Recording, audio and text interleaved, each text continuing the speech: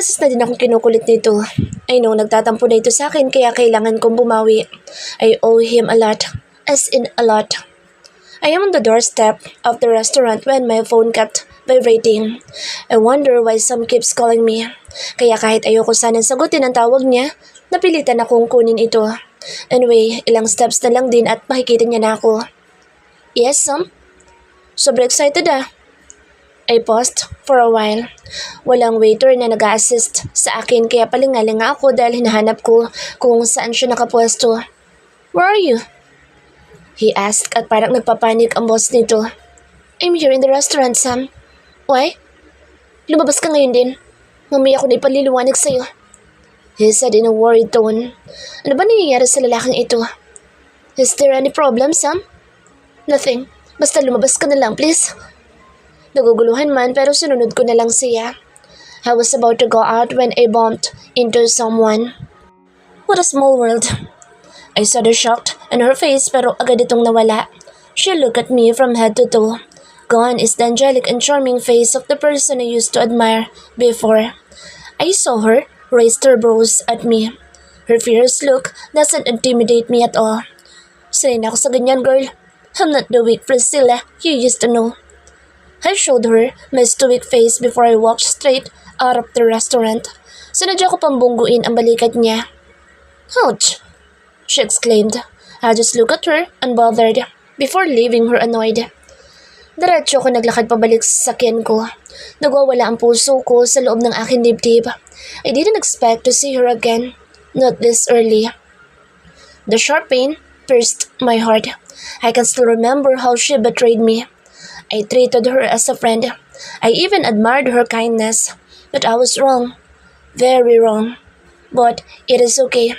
Life is like that. We just have to deal with it. I took a deep breath para gumaan ang pakiramdam ko. Pinakalma ko muna ang aking sarili. Hindi pa ngayon ang tamang panahon. Darating din tayo dyan. Huwag muna ngayon. Be ready, friend. I will meet you again soon. I whispered before driving my car away. Akala ko ayos na ako, na hindi na ako apektado pero ilang metro pa lang ang tinakbo ng sasakyan ko. Huminto ako dahil sa nararamdaman kong paninikip ng aking dibdib. I parked the car again and texted Sam where I am. Tulala ako habang nasa loob ng aking sasakyan. Patuloy na tumutulo ang mga luha sa aking mga mata. Why do I have to see her again? Ilang taon nang nakalipas but why I can still feel the pain. Nakarinig ako ng katok mula sa bintana. Pag-angat ko ng aking tingin, nakita ko ang nag-aalalang mukha ni Samuel. I unlocked the car and he immediately got inside. Concern is evident in his midnight black eyes as he stares at me. Priscilla! I sobbed as I heard him call my name. Pakiramdam ko'y nakahanap ako ng kakampi. Sam! My voice broke. I tried stopping my tears but it won't. Patuloy ito sa pag-uunahan sa aking pisngi. Why? Why I can still feel the pain, Sam? Ayoko nang ganito. Ayoko nito. Gusto ko na makuwala dito. Shh. He whispered and pulled me gently to him. Napakapit ako sa damit niya habang umiiyak ako sa kanyang dibdib. He hugged me tighter, calming me down. Akala ko talaga hindi na ako magiging apektado. I already prepared myself for this, but why I can still feel the pain? Hinawakan niya magkabilang balikat ko at marahan niya akong inilayo sa kanya. Pinunasan niya ang mga luha sa aking muka at masuyo siyang nakatingin sa mga mata ko. I can't help but to get teary-eyed again. Why Sam has to be this gentle to me?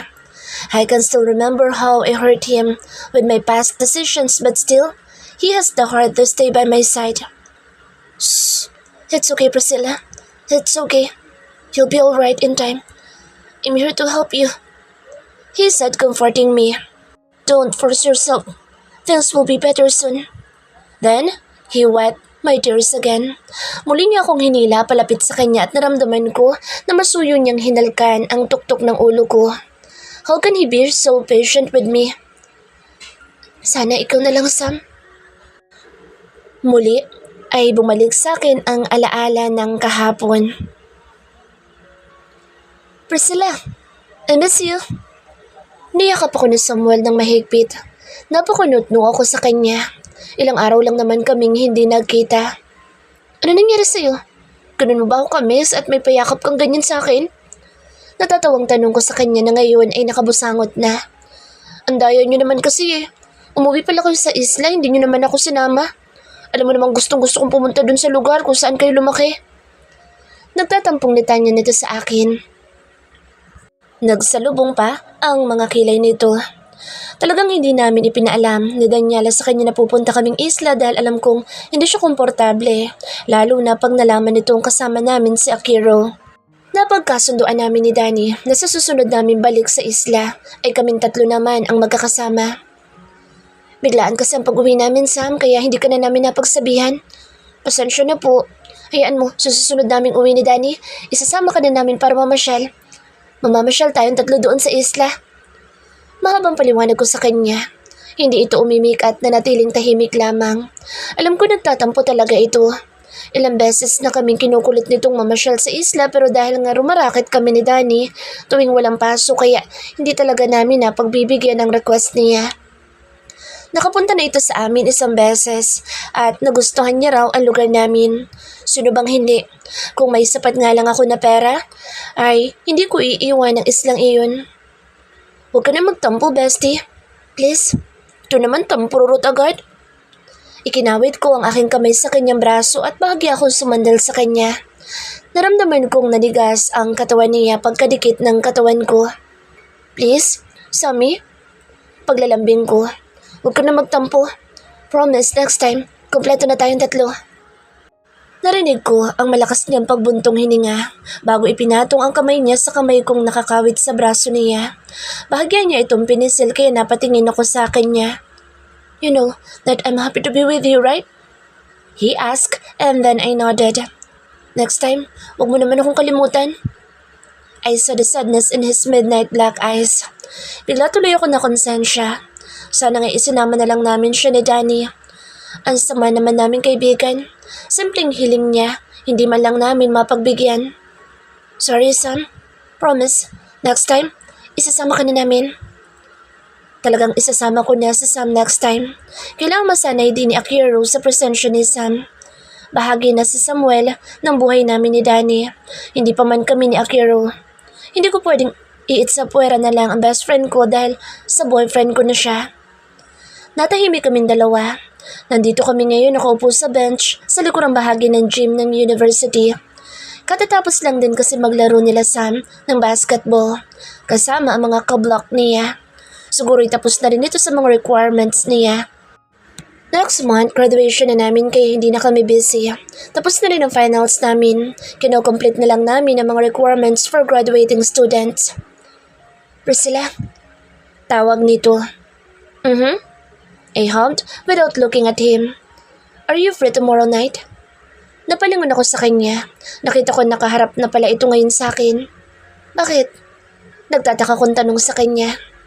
Can I invite you for dinner? Yung tayong dalawa lang? Nag-aalangan pa itong idugtong ang huli niyang sinabi.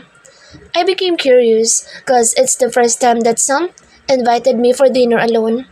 Halos lahat ng gala at kain namin sa labas kasama namin si Daniela. But I can't say no to him. Also, dahil wala namang rason para hindian ko ang paanyaya niya. He's my god best friend at komportable din naman ako sa kanya kahit kaming dalawa lang. Wala din naman akong gagawin bukas, so okay lang na pumayag ako mag-dinner kami. I just have to confirm, Akiro, about this dahil ayoko magsalo siya lalo na ngayong girlfriend niya na ako. I don't want to give him reason to be jealous.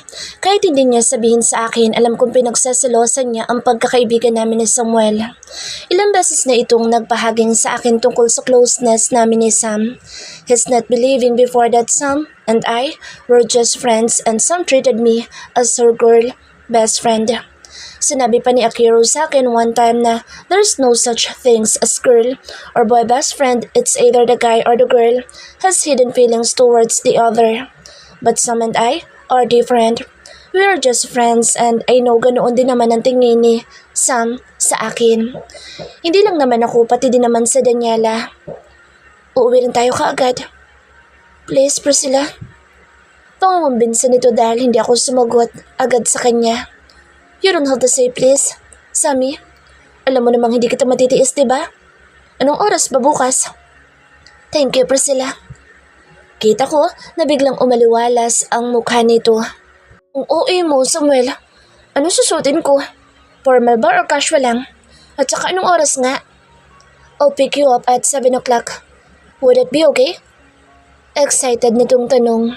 Weird din talaga itong si Samuel. Para naman ngayon lang kami magdi-dinner. Palagi niya nga kami inililibre ni Danny ng kainan tapos ngayon nag-search naman ito kung makapag-react. Oo naman, walang problema. Sagot ko na lang kahit nawiwerduhan ako sa kanya. Sasabihan ko na lang si Danny na nag-aya si Sam na kaming dalawa lang. Alam ko maintindihan naman kami nito. Busy din si Danny lately. Ewan ko ba sa babaeng yun kung ano-anong pinagkakaabalahan itong mga nakarang araw. Bala ko pa naman din sanang yayain silang dalawa ni Sam sa Sabado. Magbabonding kami para sabihin ko sa kanila ang tungkol sa amin ni Akiro. I didn't get the chance to tell Danny after namin manggaling sa isla dahil bala kong surpresahin silang dalawa ni Sam. Intayin mo ako saglit, may kukunin lang ako. Maya-maya sabi nito. Hindi na niya inintay ang sagot ko dahil nagmamadali na itong tumakbo papunta sa locker room nila. Pagbalik nito, may bitbit na itong dalawang paper bag at agad nitong iniabot sa akin. Para saan itong mga ito, Samuel? Nagtatakang tanong ko sa kanya habang nakatingin sa mga bag na nasa mga kamay niya. Para sa iyo yan. I prepared this for a dinner tomorrow. Sana'y gamitin mo. But if you're not comfortable with this, you can wear any dress you like. Hala, bakit? Nanlalaki ang mga mata ko sa sinabi niya. Bakit may paganito ka? Ano bang meron? Basta, bukas malalaman mo. He's really acting weird. Ano kayang meron bukas at nag-abala pa ito? Pagkatapos namin mag-usap ni Sam, nagpaalam na akong uuwi sa boarding house namin ni Danny dahil maglilinis at magluluto pa ako. Habang naglalakad ako palabas, bitbit ang paper bag na galing kay Samuel, napaisip ako kung ano ang meron bukas. May nakaligtaan ba akong espesyal na okasyon? Hindi niya rin naman birthday. Gulong-gulo ang utak ko. Wala talaga akong maisip na espesyal na okasyon para bukas. Bahala na nga, malalaman ko rin naman ito. Palabas na ako ng gate nang makita ko ang pamilyar na sasakyan. Katulad ito sa sasakyan ni Akiro, ngunit nagmamadali itong umalis. Pero bago iyon, nakita kong may babaeng sumakay sa harap nito. The girl looks familiar to me pero hindi rin naman ako sigurado kung kay Akiro nga ba ang sakyang iyon. Sinubukan ko pang habulin para tingnan ang plate number kung sa kanya nga pero hindi ko na nakita. Sobrang bilis ng takbo nito. Mukhang nagmamadali. Kay Akiro ba yun? Pero bakit nagmamadali siya? Hindi niya ba ako nakita? At sino yung babaeng sumakay? Baka hindi. Baka nagkakamali lang ako nang nakita. Hindi naman big deal sa akin kung siya ba yun o hindi. Baka kaparehas lang ng sasakyan niya. Tsaka, he never mentioned na susunduin niya ako ngayon. Chinag ko ang phone ko. Baka sakaling may message na galing sa kanya pero wala naman. So, maybe, hindi nga kay Akiro iyon. Baka nagkamali lang ako. Pero kung sakaling sa kanya iyon, bakit sumakay sa kanyang sasakyan ang kaibigan ko? Magkakilala ba sila? Malamang dahil sasakay ba ito kung hindi? Pero ni minsan hindi binanggit sa akin na Akiro na kilala niya ito at hindi rin nabanggit sa akin ng kaibigan ko na kilala niya si Akiro. Even on time na nakita kami nito na kumakain sa restaurant, hindi naman sila nagpansin na dalawa. Baka naman napapraning lang ako. Kaya bago-bago pa lang na relasyon namin, pinagdududahan ko na siya kaagad. It's not good. Ayokong madumihan ang pag-iisip ko. I will trust his words. His words will only matter to me. May tiwala ko kay Akiro. Kung sakali mang siya iyon, alam ko na may rason siya. At saka ayos lang naman sa akin kung may kasama siyang ibang babae. He's a professional. Hindi maiiwasan na madaming tao siyang makakasalamuha. Isa pa, kung ang isang tao ay magloloko talaga iyon. Hahanap at hahanap ito ng paraan para makapagloko. But I doubt that Akiro would do that to me. I know him. He is faithful. Bago kung ano-ano pa ang pumasok sa isipan ko, kinuha ko ang aking cellphone at ako na ang una nag-text sa kanya. Hello? Kumusta pong araw mo? Pauwi na po ako galing school. I miss you. Pinara ko na ang tricycle na dumaan doon. Doon ko na lang sa boarding house babasahin ang reply niya sakaling mag-reply siya sa akin. Kailangan ko nang umuwi at magluto dahil nagugutom na ako. Pagdating ko sa boarding house, wala pa rin itong reply sa akin. Nag-text ako ulit. Ipinapaalam na nasa boarding house na ako. Hindi naman ako obligado pero feel ko lang na ipaalam sa kanya. Ganun naman talaga dapat, di ba? Yun ang naririnig ko sa mga kaklase namin eh. Nasa bahay na po ako. Hope you're doing fine. Text mo ko ha, if hindi ka na busy. Love you po. Matapos na ako maglinis. Nakapaghapunan na rin ako at kasalukuyang naghahanda para matulog pero ni isang mensahe galing sa kanya. Wala man lang akong natanggap. I'm worried dahil hindi naman siya ganito sa akin. Nung magkaibigan pa lang kami, palagi akong updated sa mga ginagawa nito. Minsan, ako na nga nakukulitan sa kakatext nito sa akin. Pero ngayon, hindi man lang ako nireplyan. Paano ko sasabihin sa kanya yung tungkol sa dinner namin ni Sam bukas? Sinubukan ko siyang tawagan kanina pagkatapos kong magligpit ng aking pinagkainan. Pero hindi niya naman ako sinagot. Hanggang gabi ba'y nagtatrabaho pa rin siya? Gusto ko lang ipaalam na bukas pala. In-invite ako na sa mall na mag-dinner. Sana'y okay lang sa'yo. Uuwi din kami pagkatapos namin mag-dinner. Still, no reply from him. Sinubukan kong tawagan siya ulit pero hindi niya pa rin ito sinasagot. I'm worried na po. Kanina pa kita kinakontak pero hindi mo ko sinasagot. May nangyari bang masama? Please, reply. I waited for his reply pero wala talaga. Ilang oras na ba lumipas? Wala pa rin akong natatanggap na text galing sa kanya. Pagtingin ko sa orasan, mag-aalas 12 na pala. Kung puntahan ko kaya siya sa condo niya. Total, hindi rin naman ako makakatulog. Hindi na kasi ako mapakali sa aking higaan. Hindi ako makapag-review ng maayos. Walang pumapasok sa utak ko. Gusto ko siyang puntahan sa condo niya pero nagdadalawang isip din ako. Baka isipin niyang napapraning ako. Hindi niya lang na-replyan ay napasugod ka agad ako sa kanya. Pero ano naman ngayon? Girlfriend niya ako at may karapatan naman siguro ako mag-alala, diba? I tried calling him again. Isang tawag na lang talaga. Kung hindi, pupuntahan ko na siya pero laking tuwa ko nang sinagot niya ito. Aki, who are you? Hindi ko natuloy ang aking sasabihin dahil boses ng babae ang sumagot sa cellphone niya. Hindi ako agad nakasagot dahil parang nablangko ang utak ko. Kung wala kang magawa sa buhay mo, tigilan mo kami ng boyfriend ko. Storbo ka. Who is it? I was caught off guard. Boyfriend? Tiningnan ko ang cellphone ko. Baka maling numero ang natawagan ko pero hindi. It's Akiro's phone number. Sinong babaeng yun at sinong tinutukoy niyang boyfriend? Tsaka bakit pamilyar sa akin ang boses niya? Kung ano-ano ang pumasok sa aking isipan.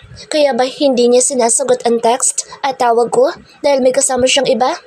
Sinong babaeng yun at bakit sinabi niyang boyfriend niya ito? Does it mean Akiro cheated on me? Or baka naman totoong girlfriend niya ito?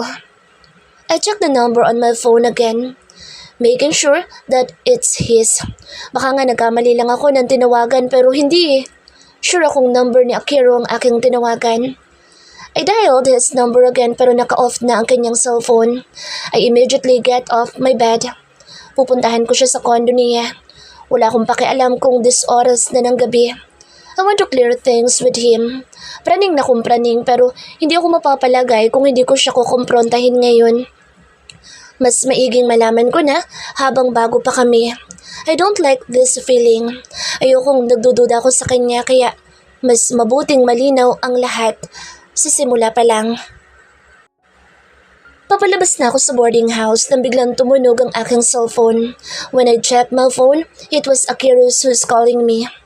Napahinto ako sa aking paghakbang at sinagot ko muna ang tawag niya.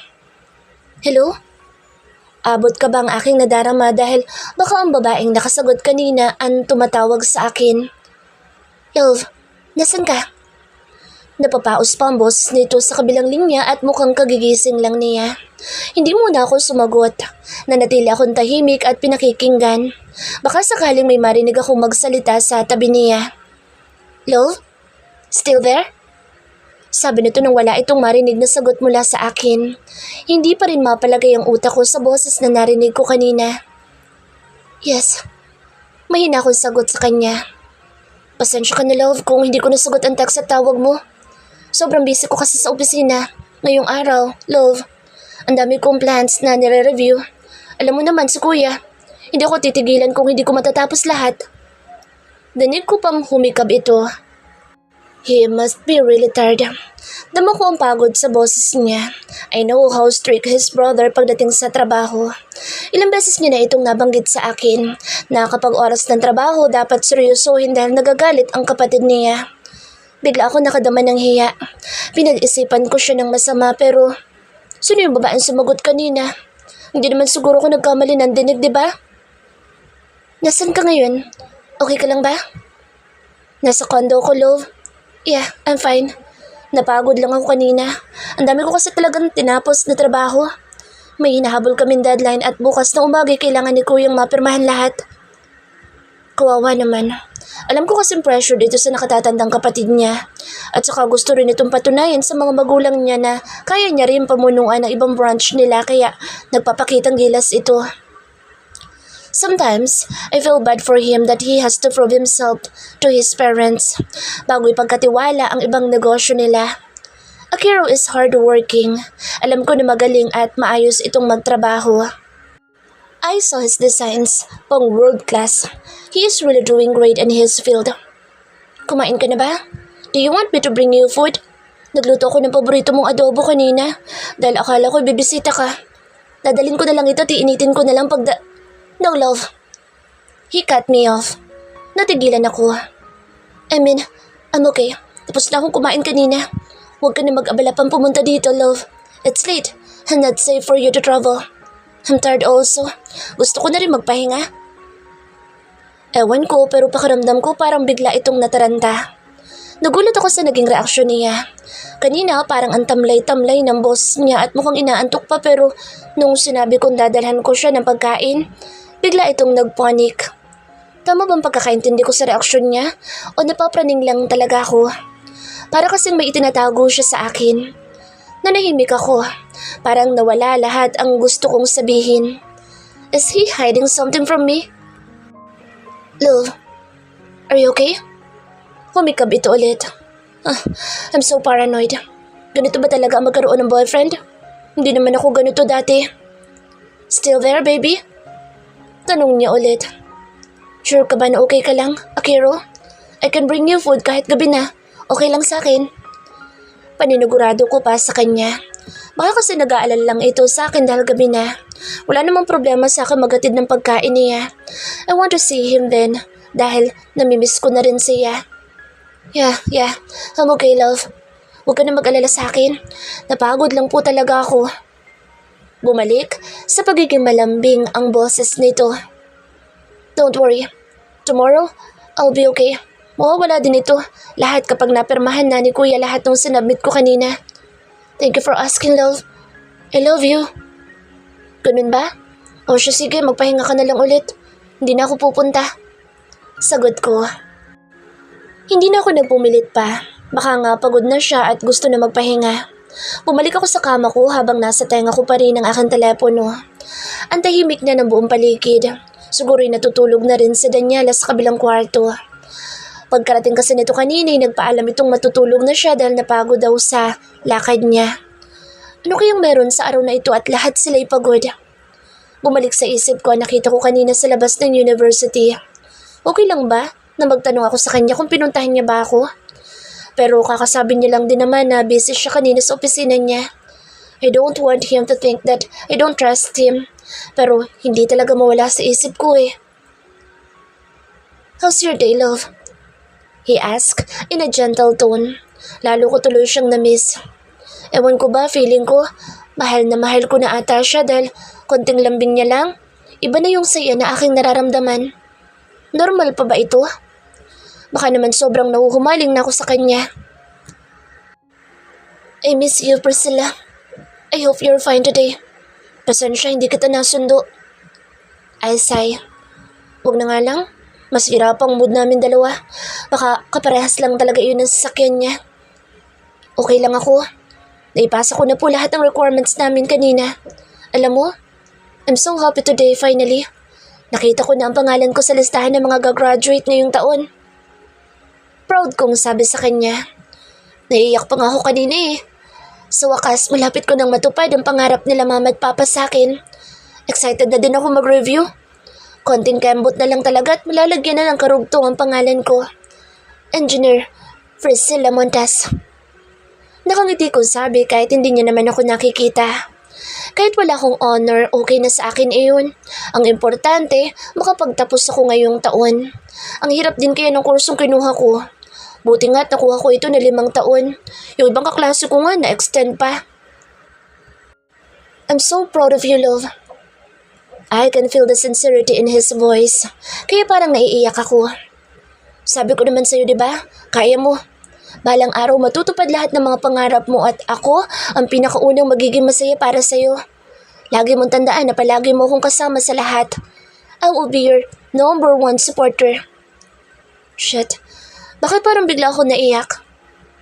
You are one step closer to your dream, love. Andito lang ako para sa'yo. Thank you. Board exam na lang po ang kulang. Magiging engineer na ako. Matutupad ko na ang pangarap namin ng mga magulang ko. Thank you ha. Ang laki nang naitulong mo sa akin. I sincerely said my thanks to him. Pakiramdam ko'y napakaswerte ko na sa dinami-raming babaeng nagkagusto sa kanya. Ako ang pinili niyang mahalin. Wala kang dapat na ipagpasalamat sa akin. All that is the fruit of your labor, Priscilla. Umiling ako dahil kahit sabihin niyang hindi siya kasali, malaki naging papel niya sa buhay ko. Malaking tulong ang sinasahod ko sa paglilinis ng kodo niya. Though most of the time kumakain lang naman kami doon. Para naging tambayan ko nga lang yung unit niya eh.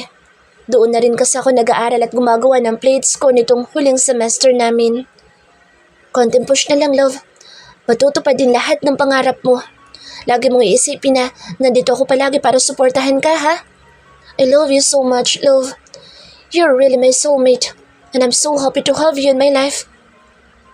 Madamdaming sabi nito sa akin. I love you too, Aki.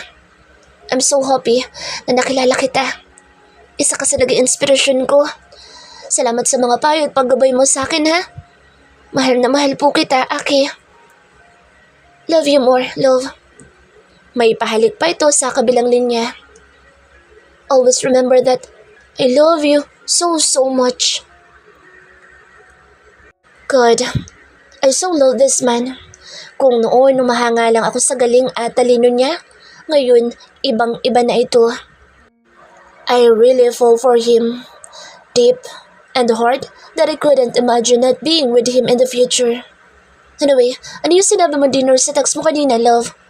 Oh, I almost forgot. Kung hindi niya pa na-remind sa akin, baka nakalimutan ko na ang tungkol sa dinner namin na Samuel. I hope hindi naman big deal sa kanya ito. Huwag sana siya magselos at payagan niya ako lumabas kasama si Sam. Si Samuel kasi, Aki, nagtatampo. I heard him groan like he was allergic in what I just said. Why? I can imagine his annoyed face from the tone of his voice. Dahil hindi namin siya sinabihan na uuwi kami sa isla. I said, trying to sound casual para hindi niya maramdaman sobrang big deal sa akin ang pagtatampo ni Sam. Then, alam ko naman kasi na hindi kayo komportable sa isa't isa kaya hindi namin siya sinabihan ni Danny. But maybe, next time, pwede na natin siya isama, di ba? Wala akong narinig na sagot mula sa kanya, pero ayoko rin namang itolerate ang pagkadisgusto niya sa kaibigan ko. Sam is my friend. I know him first at walang dahilan na layuan ko ito. Wala din naman itong ginawang masama sa akin. Yun na nga, in-invite nga niya ako mag-dinner kaming dalawa, bukas. Pagpapatuloy ko, I really emphasize the word kaming dalawa. Mas mabuting malinaw sa kanya. You mean kayong dalawa lang? Medyo halata ko naiirita na siya. Aki, Sam is my friend. Wala nang masama kung pagbibigyan ko siya, diba? Don't you trust me? I trust you, but I don't trust him. Mariin itong sabi. But I can't just surrender. Kawawa naman ang kaibigan ko kung i-indyanin ko siya bukas. Ang saya pa naman ang pagmumukha nito kanina nung pumayag ako. I don't have the heart to decline his invitation. After ng graduation namin, kanya-kanya na kaming nag-review para sa board exam at siguradong matatagalan ulit ang pagkikita namin. Aki, I heave a deep sigh. Sinadya ko talaga maramdaman niyang na-stress na ako. Bakit hindi kasama si Daniela sa dinner ninyo? Akala ko ba tatlo kayong matalik na magkakaibigan? He said with sarcasm. It's just a dinner, Aki. Wala naman kami ibang gagawin. Wala ka bang tiwala sa akin, love? I used my sweetest voice dahil alam kong hindi niya ako matatanggihan kapag ganoon na ang tono ko. Rinig kong malakas na buntong hininga niya sa kabilang linya. Naintindihan ko naman ang nararamdaman niya pero hindi rin naman pwedeng hayaan ko na lang siya. I love him and respect him, but I also value my friendship with Sam. Pwede naman din siguro silang maging magkaibigan dalawa, di ba? Okay, but don't stay out late. Make sure by 10 o'clock nasa boarding house ka na. Are we clear? Ito naman ginawa pa kong parang bata. But somehow, kinikilig naman ako sa concern niya. Ganito siguro pag nagmamahal. He's my first boyfriend, kaya bago rin sa akin ang lahat ng ito. Okay po, don't worry. Itatext ko rin naman sa'yo kung saan kami magdi-dinner. At saka magtatext din ako pag uwi ko. May magagawa pa ba ako, love? You know, I can't say no to you, right? Just make sure na uwi kang What's that, babe? Malambing na boss ng babae. Shit! Naputol ang kanyang sinasabi at narinig ko pang napamura ito bago naputol ang tawag. I was left dumbfounded. What the hell? Niloloko ba ako ni Akiro? Did I hear it right? May kasama siyang babae sa condo niya?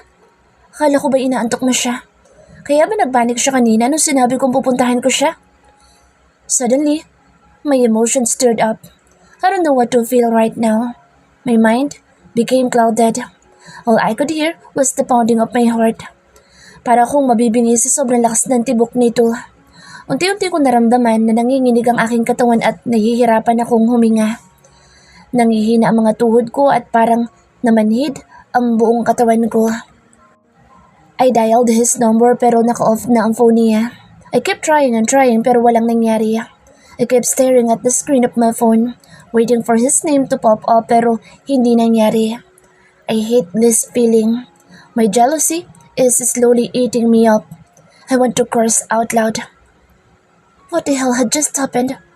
Are they freaking kidding me? Gusto kong sumigaw at magwala. Bakit ang sakit-sakit sa pakiramdam? Ito ang unang beses na nakaramdam ako ng ganito. Kung ito ang sinasabi nilang selos, pues ayoko nito. I hate this feeling. Bakit kailangan ko itong maramdaman sa kanya? Akala ko ba mahal niya ako at hindi niya ako lulukuhin? Ano to? Pinaglalaroan niya lang ba ang damdamin ko?